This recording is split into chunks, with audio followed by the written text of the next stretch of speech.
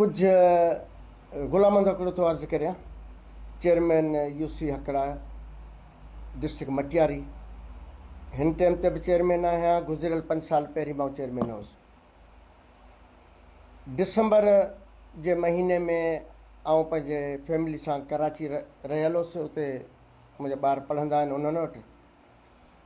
मूंखे राति जो तक़रीबन 6:45 खनि सुबुह जा थिया त फेसबुक ॾिठुमि पियो त मूं ॾिठो त खैरपुर नाथन शाह मेले में झेड़ो थी पियो आहे। फेसबुक ते ॾिठुमि। कंहिं दोस्त सां राब्तो कयुमि, पुछा कयुमि त छा मसइलो थियो आहे। दोस्त हुते मुंहिंजा रहंदा आहिनि, उन्हनि खां मूं पुछा ॻाछा कई त उन्हनि चयो त फलाणो दोस्त पंहिंजो मरहूम मिठल महर खे के माण्हू क़तलु करे विया आहिनि। ऐं सुबुह जो ताईं निकितुसि, आयुसि टंडो आदम मां थींदो सिधो घोटकी शाम जो वञी पहुतुसि। उते मूं हथ फाता कई, उन्हनि सां मालिकनि सां मिलियुसि। उन ॾे मुंहिंजा 2 पैसा कुझु रहियल हुआ जेके मूं हुनखे बख़्श कया। हुन सां मुंहिंजी गुज़िरियल 10-11 सालनि खां वठी दोस्ती हुई मिठल मरहूम सां। हिननि मूंखे चयो त असांजी मदद ख़ातिर तव्हां सुभाणे असां सां गॾिजी हलिजो केन शाह थाणे ते, ऐं पोइ गॾिजी हली FIR कराईंदासीं, जेकी ॻाल्हि हूंदी उते हली कंदासीं। मूं हुननि खे चयो ठीकु आहे। ऐं राति जो उते उन्हनि खां इजाज़त वठी निकिरी आयुसि। जेॾीमहिल झेड़ो थियो आहे त उते कुझु ज़ख़्मी बि थिया हुआ। जेको हिकिड़ो ज़ख़्मी हो लाड़काणे हॉस्पिटल में, ऐं उन वटि बि पुछणु वियुसि। उहो बि मुंहिंजो दोस्त हो, असलम नाले सां। उन जी तबियत मालूम कयुमि। राति तां उते कंहिं दोस्त वटि रही पियुसि। सुबुह जो ही आया।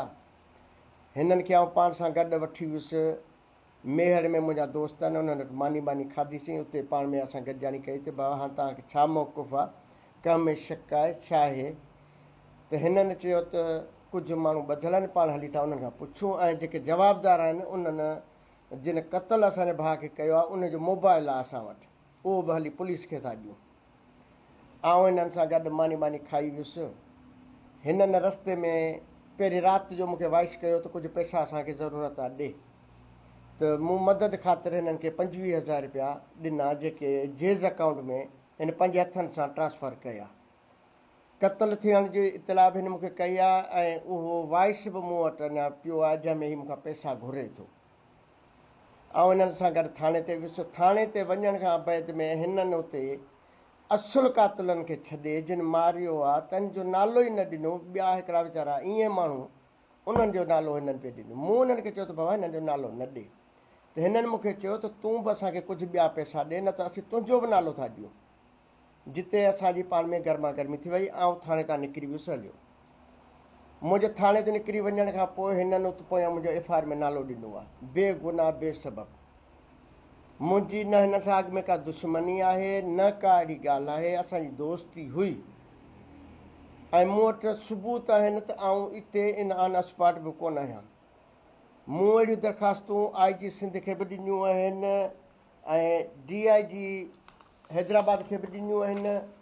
पर हिननि जो को सरकारी माण्हू आहे या सियासी माण्हू आहे जेको हिननि जी सपोर्ट पियो करे। मूं जेके हिन खे 25,000 हिन खे उन ॾींहुं मंठार जे गुज़ारे वञण खां पोइ हिन मूंखां पैसा घुरिया, जेके हिन खे 25,000 जेज़ अकाउंट में ॾिना आहिनि, जिन जो सबूत मूं वटि आहे, जिन हिन पाण पंहिंजे हथनि सां मुंहिंजे मोबाइल मां कढिया। ऐं जेके हिन मूंखां पैसा घुरिया आहिनि उन्हनि जी रिकॉर्डिंग बि मूं वटि आहे। मूं IG साहिब खे बि दरख़्वास्तूं कयूं आहिनि, DIG खे बि कयो त मूंसां फेयर इन्वेस्टिगेशन कई वञे।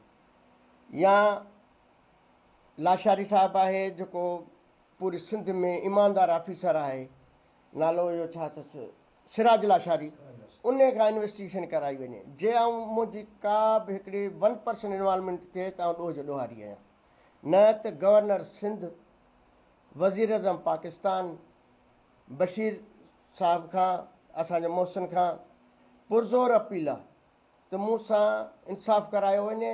ऐं सरदार अली गौर ख़ान महर खे बि अर्ज़ु आहे, ऐं सरदार मोहम्मद बख़्श महर खे बि मुंहिंजो इहा रिक्वेस्ट आहे त तव्हां इन्वेस्टिगेशन करायो, पाण फ़ैसिलो करियो। जे मुंहिंजी ज़रो बि इन्वॉल्वमेंट थिए थी इन मर्डर में त मूंखे पूरी सज़ा ॾिनी वञे, न त मूंसां इंसाफ़ कयो वञे। जे न कयो वेंदो त आउं इhtजाज जो दाइरो हाणे वधाईंदुसि। मूं काफ़ी दाहूं कयूं आहिनि, काफ़ी ख़र्च कया आहिनि, काफ़ी मूं कुझु कयो आहे, पर मूंसां इंसाफ़ नथो थिए। या हिननि सां कंहिं सियासी माण्हू जो या कंहिं सरकारी माण्हू जो हथु आहे। IO जेको आहे उहो हिन फुल साइड आहे। जेॾीमहिल बि को बयानु ॾियणु वञा थो त को बि बयानु नथो वठे। मूं पंहिंजो जेके बि बचाव जूं शाहिदियूं आहिनि उहे सभु हुनखे प्रूफ कयूं आहिनि, पर उहे मुंहिंजा कागज़ हिन कोर्ट में पेशी न कया आहिनि, ॾिन ई कोन्हे।